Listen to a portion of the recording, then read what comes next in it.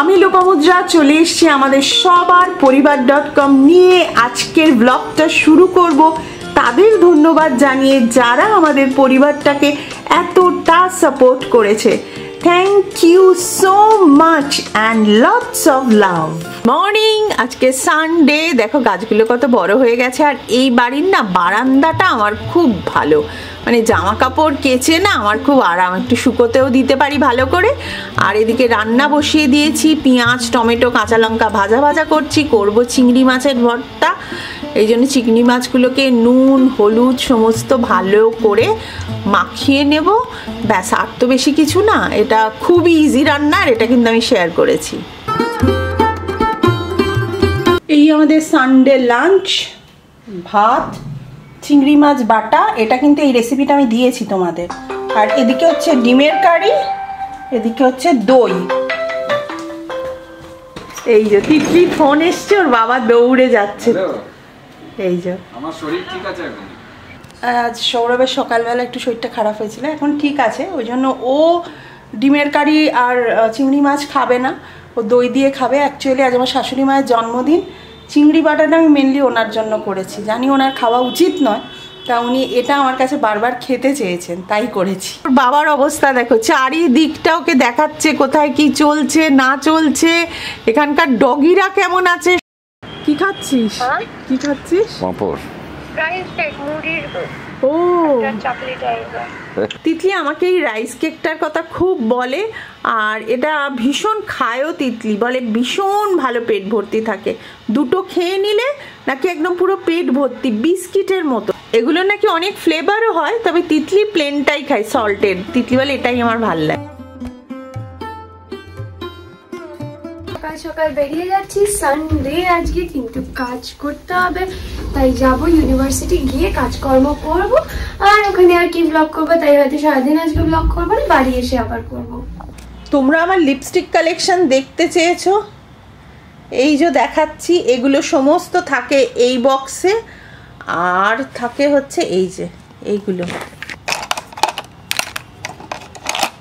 কয়েকটা কালার খুলে দেখাচ্ছি, যেগুলো বোঝা যাচ্ছিল না এই যে। আর তোমরা, আমি একটা রেড পরেছিলাম, অনেকে জিজ্ঞেস করেছিলে, এই রেডটা দেখাচ্ছি, দাঁড়াও। এই যে দাঁড়াও, এই যে এই রেডটা ভীষণ ভালো, আমার কাছে রেডের ভ্যারাইটি রয়েছে। এই যে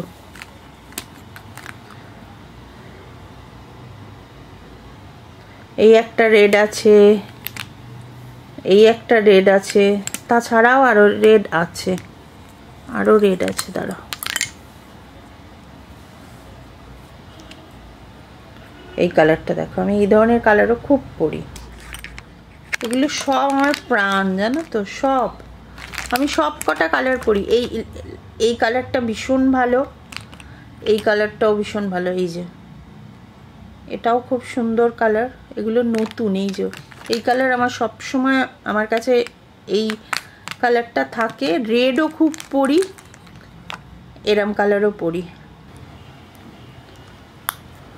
এই যে আমি বলছিলাম না অরেঞ্জও পরি, এই দেখো অরেঞ্জ, ঠিক আছে? এই দেখো এই কালারটাও ভীষণ রিচ কালার, ভীষণ রিচ কালার। ব্রাউন কালারটা দেখো, এটা আমার খুব ফেভারিট, একটু ভেঙেও গেছে জানো, খুব সাবধানে ইউজ করি।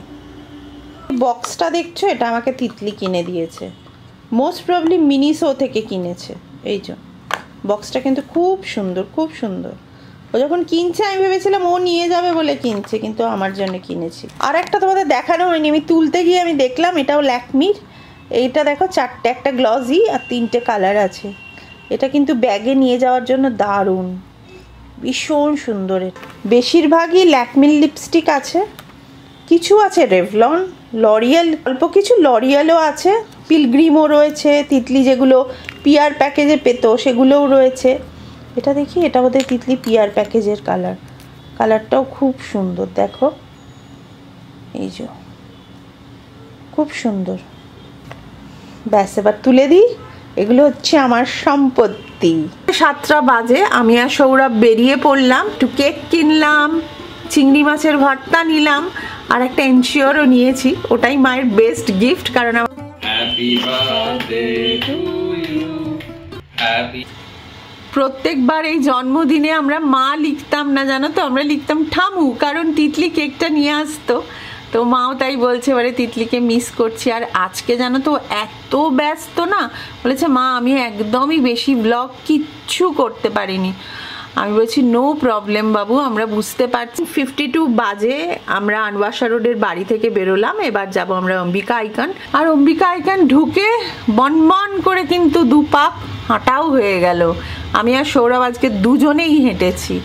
11:30 বাজে, খাওয়া দাওয়া ওই বাড়িতেই করেছি। আজকে আমরা ইডলি এই টাইপের খাবার খেয়েছি, কারণ মাও খাবে তো, যেহেতু মায়ের জন্মদিন, অয়েলি ফুড একদম নয়।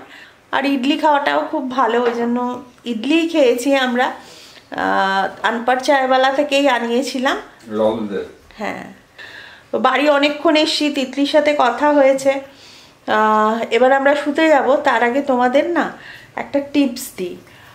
এটা আমি ইউটিউব দেখেই শিখেছি, আমি ট্রাই করেছি, আমাদের ভালো লেগেছে, সাথে শেয়ার করছি, কারণ এটাকে আমিও ট্রাই করেছি।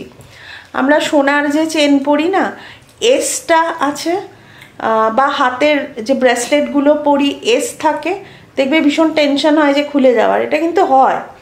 তো এসটা লাগিয়ে যদি ওই মুখটায় একটা রাবারের পুশ লাগিয়ে দাও, রাবারের পুশ মানে কানের দুলের যে রাবারের পুশগুলো থাকে, অন্য পুশ কিন্তু নয়, যেটা রাবারের মানে ওই প্লাস্টিকের যে পুশগুলো হয়, এমনিই পাওয়া যায় ওগুলো, দেখবে দোকানে এমনি অনেক সময় দিয়ে দেয় চাইলে। ওই পুশ যদি লাগিয়ে দাও তাহলে কিন্তু চেন খুলে যাওয়ার ভয় কম থাকে। এটা আমি নিজে করেছি, ইভেন আমার দারুণ লেগেছে এই হ্যাকটা, তাই তোমাদের সাথে শেয়ার করলাম। আজকে অনেকটা রাত্রির হয়ে গেছে, এবার আমরা শুয়ে পড়বো। আজকের মতো গুড নাইট। একজন ফ্যান চালিয়ে টুপি পরে বসে আছে, এই যে গুড নাইট বলে দাও সবাইকে। কোথায় চলছে দেখো।